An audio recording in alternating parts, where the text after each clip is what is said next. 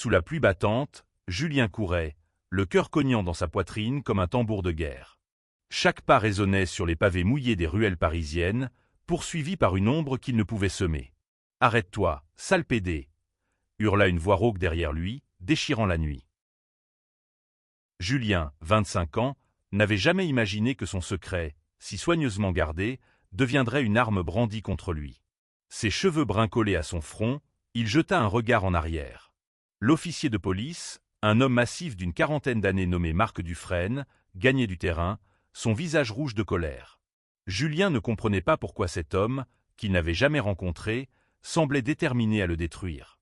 Tout avait commencé 1 heure plus tôt, dans un bar discret du Marais, où Julien avait osé tenir la main d'un autre homme, un geste simple, mais fatal. Le Marais, ce quartier vibrant de Paris, était censé être un refuge. Les néons des bars dansaient sur les vitrines, et les rires fusaient des terrasses. Julien s'y sentait chez lui, loin des regards jugeants de son petit village natal en Normandie, où être gai était encore un crime aux yeux de certains. Ce soir-là, il avait rencontré Théo, un étudiant en art de 23 ans, aux yeux pétillants et au sourire timide. Leur conversation, d'abord légère, s'était transformée en un échange profond sur leurs rêves, leurs peurs et l'espoir d'un monde plus libre. Mais alors qu'ils sortaient du bar, main dans la main, un regard les avait transpercés. Marc Dufresne, en civil, attablé dans un coin, avait tout vu. Julien tourna à l'angle d'une ruelle, son souffle court. Il connaissait ces rues comme sa poche, mais la peur brouillait ses repères.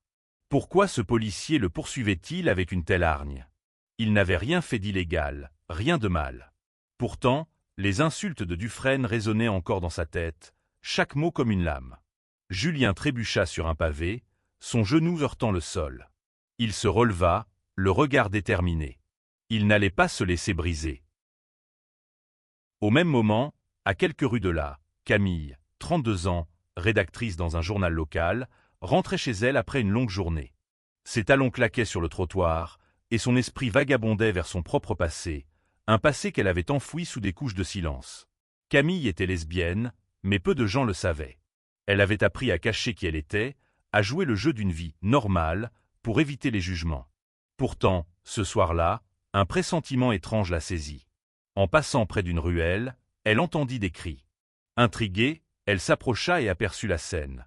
Un jeune homme, poursuivi par un policier, visiblement hors de lui. Camille s'arrêta, le cœur serré. Elle connaissait Marc Dufresne. Pas personnellement, mais sa réputation le précédait. Flic respecté, mais connu pour son tempérament explosif et ses idées rigides. Elle avait entendu des rumeurs sur ses méthodes brutales, surtout envers ceux qu'il considérait comme différents. Camille hésita. Devait-elle intervenir? Ou rester dans l'ombre, comme elle l'avait toujours fait? Mais quelque chose dans l'expression de Julien, un mélange de peur et de défi, la bouleversa. Elle ne pouvait pas détourner les yeux. Julien, épuisé, trouva refuge derrière une benne à ordures, retenant son souffle. Dufresne passa en trombe, jurant à voix basse. Julien ferma les yeux, priant pour que l'obscurité le protège. Il pensa à Théo, à ce moment fugace de bonheur dans le bar, à la chaleur de sa main. Était-ce tout ce qu'il aurait? Quelques instants volés avant que le monde ne vienne lui rappeler qu'il n'avait pas le droit d'aimer? Non, il refusait d'y croire. Il devait se battre, non seulement pour lui, mais pour tous ceux qui vivaient dans l'ombre, comme lui. Camille, de son côté, prit une décision. Elle sortit son téléphone et commença à filmer la scène discrètement. Si cet officier dépassait les bornes, elle aurait des preuves. Elle ne savait pas encore qui était Julien, ni pourquoi Dufresne le poursuivait avec une telle rage, mais elle sentait que cette nuit allait tout changer. Julien entendit les pas de Dufresne s'éloigner. Il se releva lentement, le corps endolori mais l'esprit clair. Il ne savait pas où aller, mais il savait une chose, il n'était pas seul. Quelque part, dans l'obscurité de Paris, il y avait des gens comme lui, des gens qui comprenaient, des gens qui se battraient à ses côtés. Et cette pensée, aussi fragile soit-elle, lui donna la force de continuer. Julien s'adossa contre le mur froid de la ruelle, reprenant son souffle. La pluie avait cessé, mais l'humidité collait à sa peau, et ses vêtements trempés pesaient lourd. Il ferma les yeux, essayant de calmer les battements frénétiques de son cœur. Les insultes de Dufresne résonnaient encore dans son esprit, Mais une question le tourmentait davantage. Pourquoi lui? Il n'était qu'un étudiant en littérature, un garçon discret qui passait ses journées à lire Proust et à rêver d'écrire un jour. Rien dans sa vie ne justifiait une telle haine. Pendant ce temps, Camille, toujours cachée dans l'ombre, rangea son téléphone. Elle avait capturé assez d'images pour prouver l'acharnement de Dufresne, mais elle savait que cela ne suffirait pas. Elle devait comprendre ce qui se passait. Elle avança prudemment vers la ruelle où Julien se cachait. « Et, murmura-t-elle, tu vas bien ?» Julien sursauta, prêt à s'enfuir, mais le ton doux de Camille l'arrêta. Il scruta son visage. Elle avait l'air sincère, mais il avait appris à se méfier. « Qui es-tu » demanda-t-il, la voix tremblante. Camille hésita.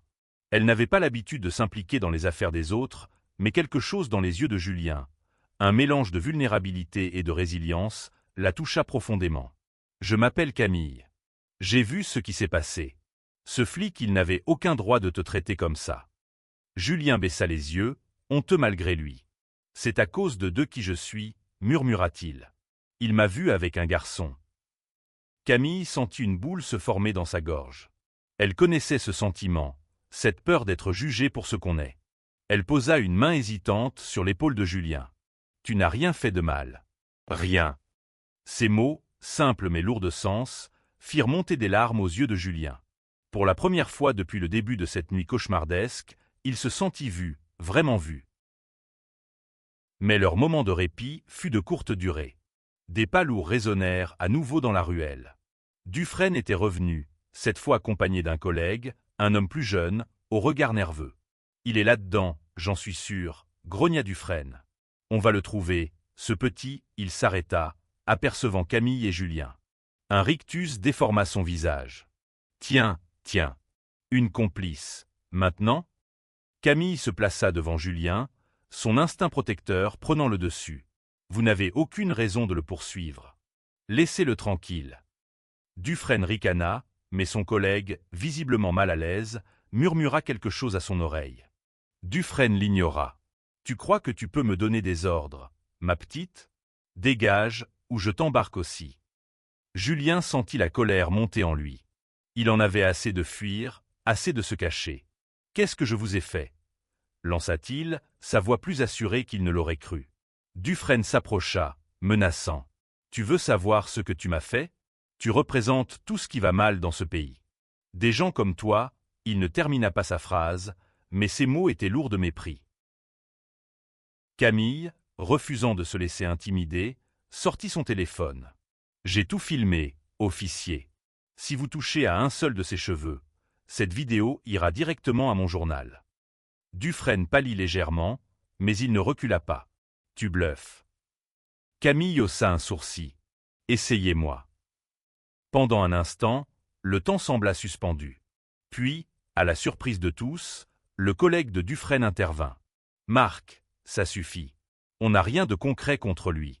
Laisse tomber. » Dufresne le fusilla du regard, mais finit par reculer, marmonnant une insulte avant de s'éloigner. Julien et Camille échangèrent un regard, un mélange de soulagement et d'incrédulité. Mais Julien savait que ce n'était pas fini. Dufresne ne lâcherait pas si facilement. Et il avait raison. À quelques kilomètres de là, dans un commissariat du 11e arrondissement, Dufresne ruminait. Ce jeune, Julien, il l'avait déjà vu quelque part. Pas dans le bar, non, mais ailleurs.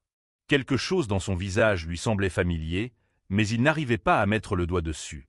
Il ouvrit son ordinateur et commença à fouiller dans les dossiers. Il trouverait tout. Julien et Camille s'éloignèrent de la ruelle, leurs pas précipités résonnant dans la nuit. Julien ne savait pas s'il pouvait faire confiance à cette femme, mais il n'avait pas d'autre choix. Elle l'avait sauvé, du moins pour l'instant. « Pourquoi tu fais ça » demanda-t-il, brisant le silence. Camille esquissa un sourire triste. « Parce que je sais ce que c'est que de vivre dans la peur d'être soi. » Ils trouvèrent refuge dans un petit café ouvert tard, un endroit discret où les serveurs ne posaient pas de questions. Assis dans un coin, une tasse de café fumante entre les mains, Julien raconta son histoire. Il parla de son enfance en Normandie, des regards en coin de ses voisins, de sa fuite à Paris pour trouver une liberté qu'il n'avait jamais connue. Camille écoutait, attentive, hochant la tête de temps en temps. Quand il eut fini, elle partagea un peu de son propre passé. « J'ai aimé une femme, il y a longtemps, murmura-t-elle. Elle s'appelait Élise. Mais j'ai laissé la peur me voler cet amour. » Leurs confidences créèrent un lien fragile, mais réel. Pourtant, Julien ne pouvait s'empêcher de penser à Théo. Il avait essayé de l'appeler, mais son téléphone était éteint. Était-il en sécurité? Avait-il été pris pour cible, lui aussi? L'inquiétude le rongeait, mais Camille le ramena à la réalité. On doit comprendre pourquoi ce flic t'en veut autant. Ce n'était pas juste un hasard. Julien acquiesça, mais il n'avait aucune piste. Il n'avait jamais croisé Dufresne avant ce soir, ou du moins, il ne s'en souvenait pas. Camille, avec son instinct de journaliste, proposa de faire des recherches. Je connais des gens qui peuvent creuser dans son passé. Peut-être qu'il a une histoire avec quelqu'un comme toi ou avec toi, directement. Pendant ce temps, au commissariat, Dufresne continuait ses recherches. Il avait accès à des bases de données que peu de gens pouvaient consulter.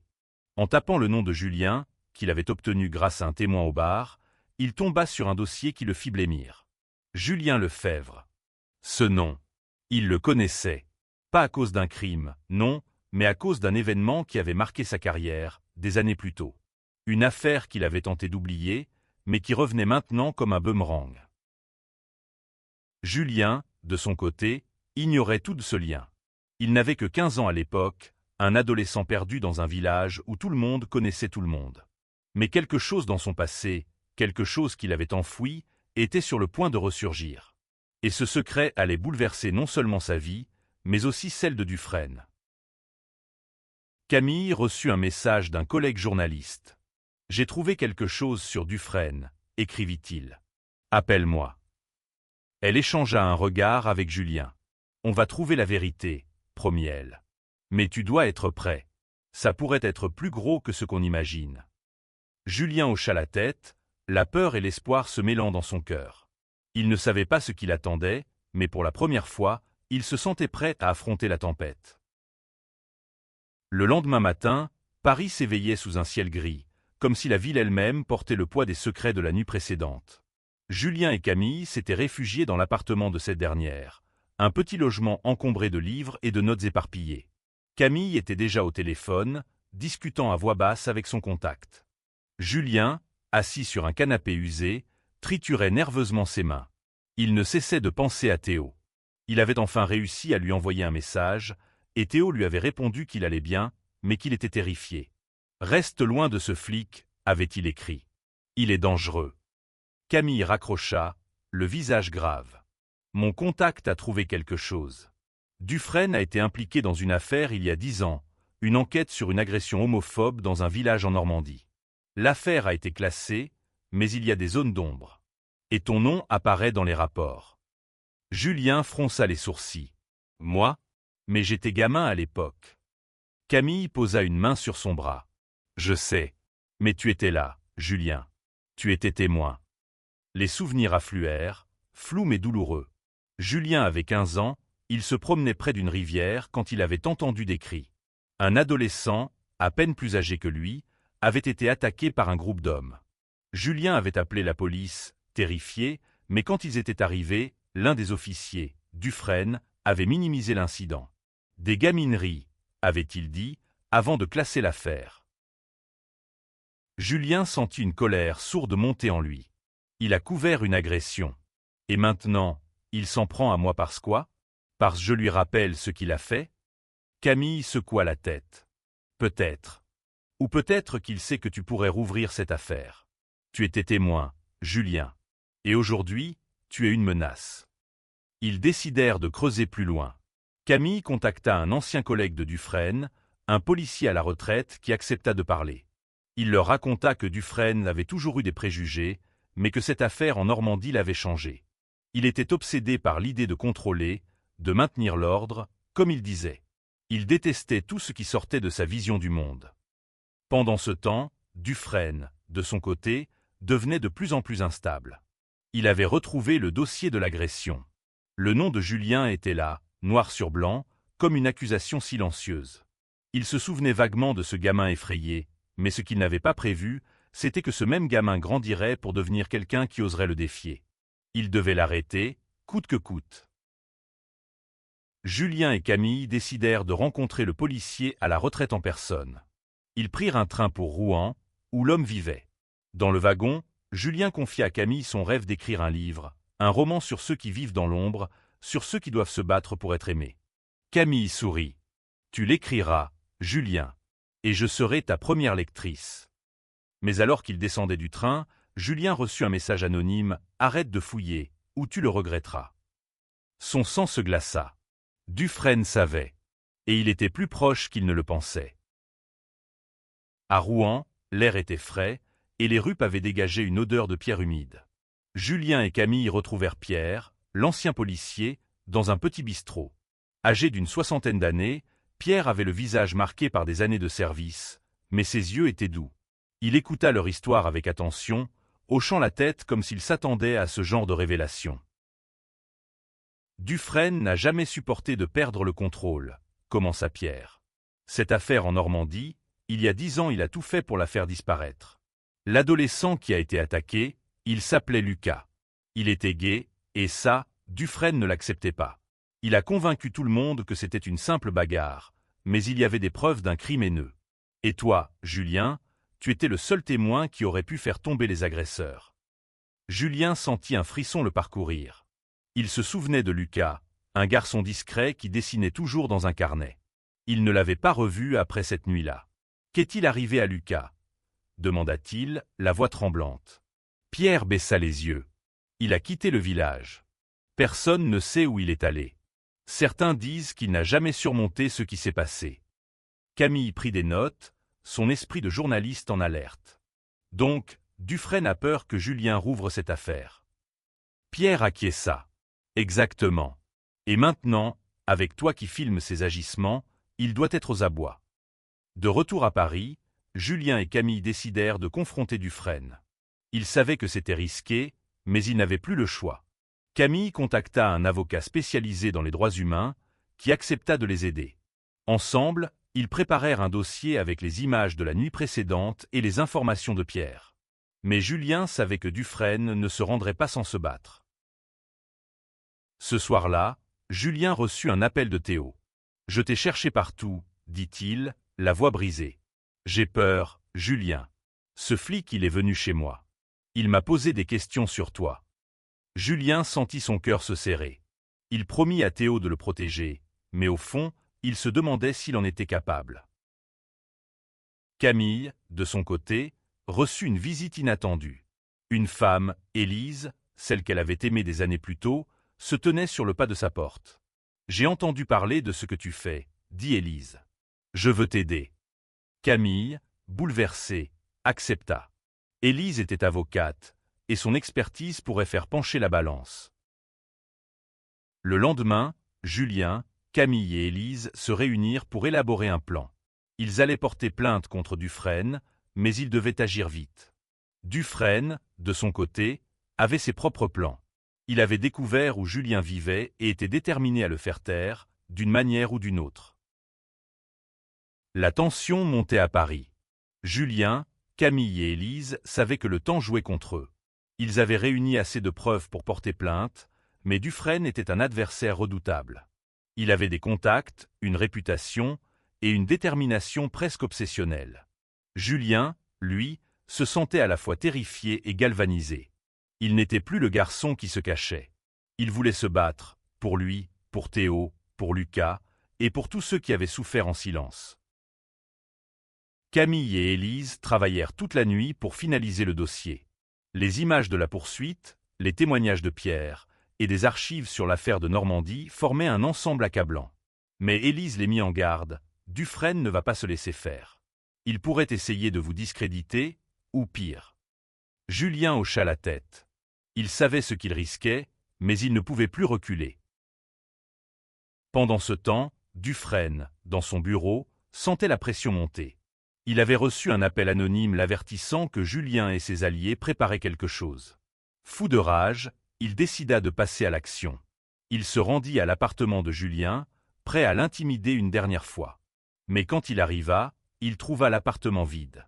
Julien, prévenu par Théo, avait déménagé chez Camille pour plus de sécurité. Le lendemain, Julien et Théo se retrouvèrent dans un parc. Sous les arbres dénudés de l'automne, ils parlèrent à cœur ouvert. Théo confia sa peur, mais aussi son admiration pour le courage de Julien. « Tu ne te rends pas compte de ce que tu fais, » murmura-t-il. « Tu te bats pour nous tous. » Julien sourit, les larmes aux yeux. Pour la première fois, il sentit que son combat avait un sens, qu'il n'était pas seul. Mais la confrontation finale approchait. Camille reçut un appel du journal. Ils étaient prêts à publier un article sur Dufresne, mais ils avaient besoin d'une dernière preuve, quelque chose d'irréfutable. Julien proposa une idée risquée, tendre un piège à Dufresne. Il l'attirerait dans un lieu public, sous l'œil de caméra, pour le pousser à révéler sa vraie nature. Le plan était simple mais dangereux. Julien jouerait l'appât, tandis que Camille et Élise filmeraient tout. Ils choisirent une place animée du Marais, un endroit où Dufresne ne pourrait pas agir sans être vu. Julien, le cœur battant, se tenait au centre de la place, attendant. Quand Dufresne apparut, son visage était un masque de fureur. « Tu crois que tu peux me détruire, gamin ?» cracha-t-il. Julien, malgré la peur, tint bon. « Je ne veux détruire personne. Je veux juste la vérité. » Ces mots semblèrent désarçonner Dufresne, mais seulement pour un instant. Il s'approcha, prêt à frapper, mais les caméras de Camille et Élise capturaient chaque seconde. La place du Marais était bondée, mais pour Julien, le monde semblait s'être réduit à lui et Dufresne. Le policier, les poings serrés, s'avançait, son regard brûlant de rage. Julien recula d'un pas, mais il ne baissa pas les yeux. « Vous ne pouvez pas continuer à faire ça, » dit-il d'une voix ferme. « Vous ne pouvez pas nous faire taire tous. » Dufresne éclata d'un rire amer. « Tu crois que t'es un héros? T'es rien, gamin. » Rien qu'un, il s'arrêta, conscient des regards autour de lui. Les passants commençaient à s'arrêter, intrigués par la scène. Camille et Élise, cachés parmi la foule, filmaient chaque mot, chaque geste. Dufresne, sentant le piège, tenta de se calmer, mais il était trop tard. Ses paroles, ses menaces, tout était enregistré. Soudain, un homme s'avança. C'était Pierre, l'ancien policier. « Marc, arrête !» lança-t-il. « Tu sais que c'est fini. » Dufresne le fusilla du regard, mais Pierre ne fléchit pas. « J'étais là, il y a 10 ans. J'ai vu ce que tu as fait. Et je ne te laisserai pas recommencer. » La foule murmurait, les téléphones portables sortaient. Dufresne, acculé, comprit qu'il avait perdu. Il tourna les talons et s'enfuit, mais les images étaient déjà en route pour le journal. Quelques heures plus tard, l'article était publié, accompagné de la vidéo. Les réseaux sociaux s'enflammèrent, et une enquête officielle fut ouverte contre Dufresne. Julien, Camille, Élise et Théo se retrouvèrent chez Camille ce soir-là. L'adrénaline était retombée, laissant place à un mélange d'épuisement et de soulagement. Julien prit la main de Théo, et pour la première fois depuis des jours, il sourit sans crainte. « On a gagné », murmura-t-il. « Pas juste pour nous, mais pour tout le monde. » Camille et Élise échangèrent un regard. Leur propre histoire, interrompue des années plus tôt, semblait trouver un nouveau souffle. « On devrait peut-être essayer à nouveau, non ?»